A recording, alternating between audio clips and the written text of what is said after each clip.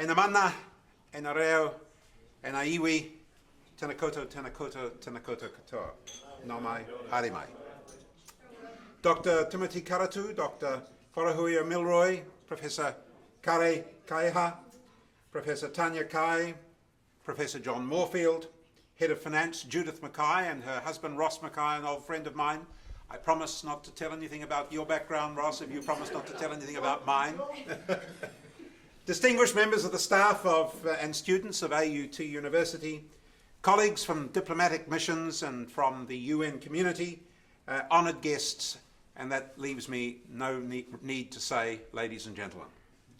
Greetings and welcome to what I think will be a fascinating evening. Last year, New Zealand's AUT University founded the International Centre for Language Revitalisation as part of the National Maori Language Institute known as Te Ipuka Karea. That centre has enabled New Zealand experts in language revitalisation and in the preservation of Indigenous languages, many of whom are here this evening, to take the skills and the tools they've developed for the Maori language and share these globally to support others who are endeavouring to revitalise endangered languages.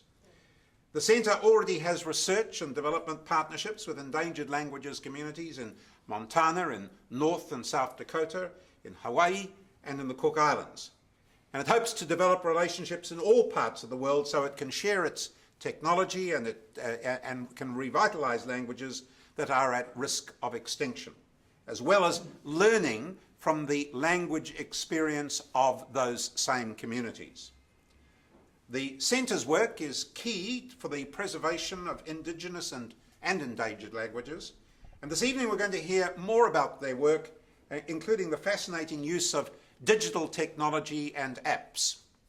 There will also be some materials that you can take away with you, and for those who are with missions, you can share it with your capitals and share information about the preservation and recovery of endangered languages. But now it is my pleasure to hand the floor to the Centre's Professor Kare Kaiha. Kare. It is my honour on behalf of AUT University to, in the first instance, thank you for your warm and generous hospitality. Amongst other things, I am the Pro-Vice-Chancellor for Maori Advancement and also the Pro-Vice-Chancellor for Learning and Teaching. In the former capacity, if my staff and students were a rock band, my professors would be rock stars, our students would be roadies, and I would be the cheerleader. In the latter context, as Pro-Vice-Chancellor for Learning and Teaching, I'm affectionately known as the Chief Technology Terrorist. And in those two roles, I have great pleasure in leading a group of individuals who have not only a great passion for the revitalisation of Maori language, but more importantly, to act as digital natives for that purpose. I am told that of the some 6,917 languages identified in 2001, over half of them will be extinguished in the next 100 years. To put that in context, that is one every 10 days. And if we can accept that language, amongst other things, is the primary vehicle by which communities share their memories, share their sorrows, share their hopes, and share their joys, then the tragedy of the loss of a language is a tragic one indeed. And so we're here in New York, representing AUT University, to do a number of things. To work with fellow institutions to look at the revitalisation of language. We have, in the last fortnight, amongst other things, presented at a side event at the UN Permanent Forum on Indigenous Peoples. That event was, of course, co-sponsored by Barnard College and Columbia University, and it's our great pleasure to welcome this evening two of our colleagues from Columbia. And last week, much to my pride, my staff and students presented at a symposium on language revitalisation at the City University of New York and the National Museum for the American Indian. We have just returned from the heartland of the Mohican people, where we have been invited to assist them in revitalising their language down to a very small handful, but a very passionate group of individuals We're here this evening to, amongst other things, share with you, should you be interested, in the passion that we have for language revitalisation. And my professors would be more than willing to demonstrate, either through their iPads or indeed their iPhones, some of the materials that we have developed, because we are working with the people in Montana and Honolulu, and indeed in the Pacific as well. So for those of you who are part of the Pacific, part of the soils of the Pacific, we're here to assist you, because we realise, like the Mara language, many of the languages in the Pacific are at risk, and if they're not, they will be. So, Mr. Ambassador, I want to particularly pay my respects to your staff, to Tara and to Bernadette, and importantly to Kerry. Kerry and I had the great privilege last year of co-hosting Sir Paul Reeves, who was our Chancellor. And amongst other things, we attended probably the last church service at which he delivered a sermon, because at that time we did not know that he had but months to live. And so our team wishes to pay our respects to your whānau for so generously looking after us, not only in this trip, but more importantly last year, and to pay our respects to the way in which they cared for our beloved Chancellor, our beloved friend, and a great humanitarian. And so thank you for your hospitality. Thank you for your generosity. We greet you as a son of the soils of Aotearoa, New Zealand. We greet you as a son of the waters of the Pacific. But more importantly, we greet you as a friend of AUT University. Thank you. Kia ora. Come on.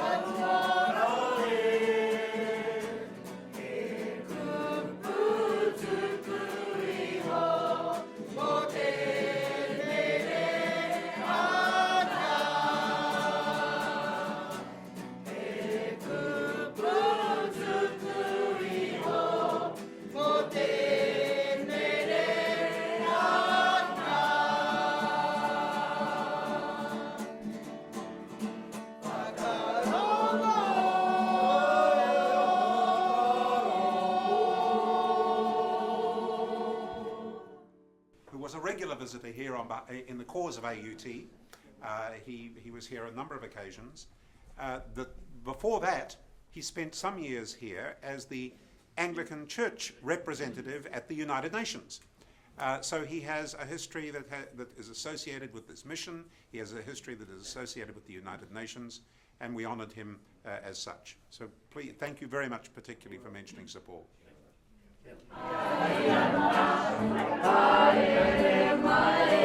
Dia, dia,